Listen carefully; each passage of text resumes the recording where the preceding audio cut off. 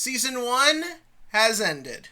Welcome everyone as we talk about Cardfight Vanguard Overdress's season finale. But fear not, for the anime will return in the fall, and thanks to having a nice break, the plot won't feel overly dragged out, the animation can maintain good quality, and they aren't trying to promote like 2 sets a month or something insane like what feels like Yu-Gi-Oh! Puts out sometimes. But yeah, that is that. Before we get into the episode, I would just like to address, I won't be posting my deck list this week because I used Hexorb again in locals last night. Yeah, the same friend who borrowed Bastion last week wanted to borrow it again, and so I used Hexorb and I topped. The only difference being is I switched the deck around. I wanted to try out the grade 3 heavy variant, which for those of you who don't know, it's literally just Bastion, but Hexorb.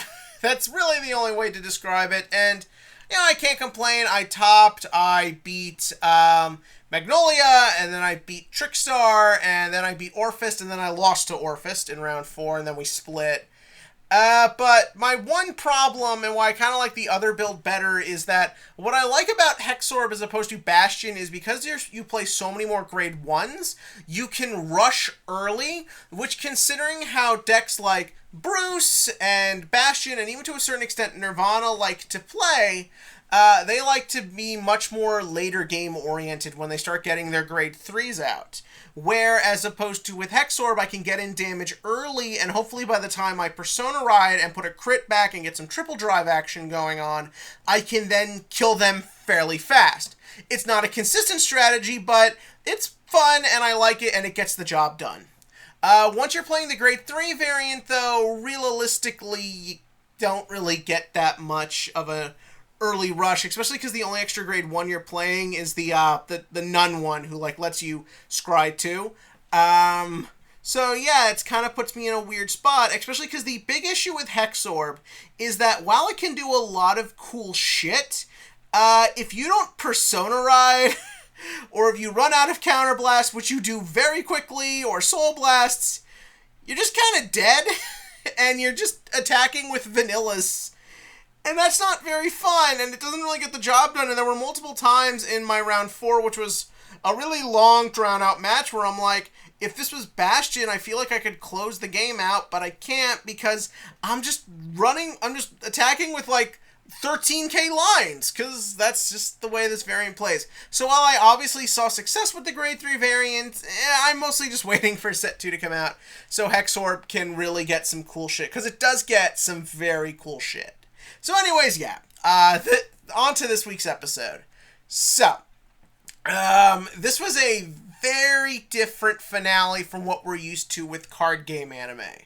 And it knows it, and it puts its own uniqueness on Front Street, and god damn do I really appreciate that. One of Cardfight Vanguard's biggest problems over the years is that it does, when it feels like it's going into unknown territory, pull back and try to get into generic card game anime shit. That's what really ruined the original series, that's what really hurt G the entire time, and even V was guilty of it at times. But I felt like this was a finale that really played into the characters and the story and the animation in a way that was unique to it. And I really like that, and I want more card game anime to do that. Hell, if they did that maybe Shadowverse would have succeeded. But yeah, so let's start off right where we begin. Toya and Donji are giving each other the stare down after Yu burnt himself trying to save the banner. And Donji's like, hey Toya, fuck you. Okay, that isn't what happened, but I wish it was. But then, so Donji's like, alright, fine, let's card fight. So they go to the merry-go-round, and right when Toya's got his back turned, Donji picks up a crowbar and begins to beat the shit out of him. Again, this doesn't happen, but it should. So, they go to card fight, everyone turns on their flashlights, and then they all gang up and beat up Toya. Okay, I swear that's the last one, but I mean, come on, there's like 30 of you and he's one guy! So yeah, so anyway, so then the card fight happens, and it looks glorious. That Bastion versus Bruce scene is just spectacular with the Crimson Red Spirit Bomb, with the sword going into Bruce. It's beautiful! And also, I like that, even though they don't give you the exact 100% play-by-play, I felt like I could always follow what was going on in the card fight. Like, what's his face? Toya, when he goes for his fort into Rook's turn, what does he get? He gets Dark Strain Dragon, because they show you Dark Strain Dragon. And I mean, that's how you know Toya's making the big brain plays. He didn't Superior Call a Trigger, because God knows I can never not get that. So then Donji wins, of course, and you assume that, okay, that's the end of the card fight. Whole arc's over. Good triumphed over evil. Donji won. Toya's just going to leave. That isn't what happens. And I think that's really interesting. Donji just kind of stands there and it's like, let's card fight again. Oh yeah, I should probably also bring up... I think it was kind of in this whole sort of shtick of them just continually card fighting. Also, I love the blue flames around Toya. So gorgeous. And Toya's whole, like, everything from the way he moves to the way he talks. I know I keep bringing this up, but it's so important that you just feel like what is going on with this guy. Like, he's just so sad and angry and tortured and frustrated. All these things are conveyed perfectly compared to Donji, who is just, like, very calm and collected and just trying to get through to this guy, which results in a scene, a very long scene, that is so yaoi and sexual.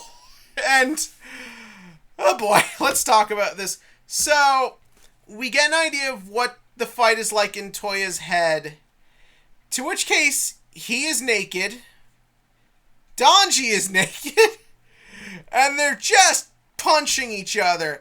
And I feel so bad, because, like, in theory, this is a very good scene. Like, the idea of Toya in his head is stripped down and bare and naked and vulnerable, but still trying to put up that wall, and Donji is just putting himself completely out there, trying to get through that and to get through to him. And that visual representation of every time he tries, Toya fights back, and they're just getting hurt more, but Donji just keeps going at it.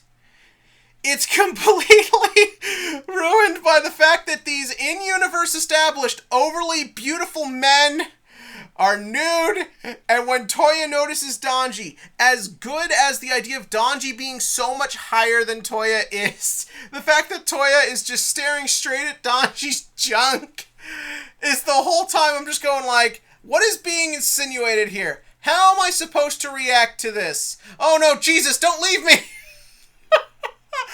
Yeah, so they're fighting buck-ass nude, and I don't know if this just affects me or not, but am I the only one who, when they show, like, the area right above where the dick is, like, right there on your crotch, it makes it so much feel more sexual to me, and, like, it shouldn't, because it's just part of a person, and it's not actually showing you the thing, but when you show that much, it feels almost like you're saying, there's a cock there.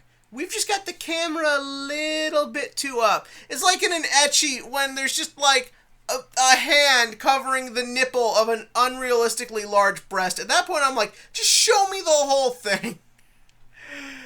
See, it's good. It's very good. It's just with how much this one yaoi baits and puts emphasis on the attractive men and varying degrees of sexualness with them. It is a little interesting to think about. But yeah, so then the fight is over after they just fight all night and Toya finally beats Donji, but he's so exhausted and drained and tired, he doesn't feel the victory. He just feels that exhaustion as it really starts to catch up to him, what he's been doing and how long he's been fantasizing about a naked man.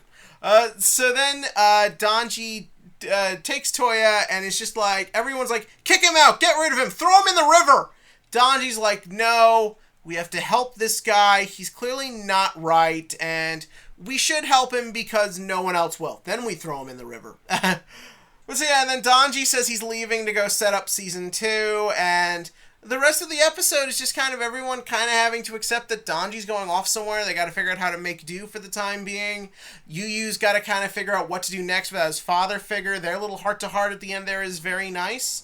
And then, of course, the last couple scenes is just kind of setting up season 2. We see that Boldy and the little Shota kid are working with the villains. We see a bit of the villains. Will these two be sort of like in the ultra rare role, and we're going to get a bigger villain from there? Hard to say. I assume these two will use some of the ride lines we see for set 3. And then the season ends. I like that final shot of Megumi kind of looking over at the merry-go-round, just kind of like unsure of herself and not sure where things are going to go. And as she walks away, the light turns on. That idea that it doesn't matter how worrisome things get, it doesn't matter how dangerous it might be, everyone has this place to be, and it's a place to call home. And I think that's a very nice message, and I think that the show has laid the groundwork for when that home is inevitably threatened in the future, I'm gonna care. And so yeah, that was Overdress Season 1. I really like this show. I like the fact that it's unique. I like the fact that it's different from a lot of card game anime. Yeah, it had its low points here and there, and I was a little worried at first it might not work, but I really dig this show, and I like the fact that it's experimental and different. Between this and Yu-Gi-Oh! 7s, I feel like card game anime are getting into a very good spot, and I am very excited to see where things go from here.